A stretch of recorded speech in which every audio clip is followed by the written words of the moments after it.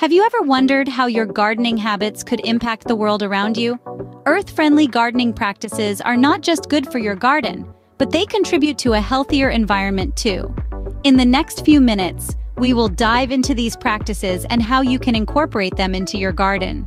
Our first step in earth-friendly gardening is composting.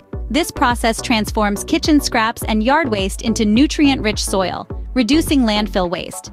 It's a simple way to feed your plants and help the planet simultaneously. Composting is a great start to an earth-friendly garden, but it's just the beginning. Our next step is all about water conservation. The vitality of your garden is deeply connected to how you use water.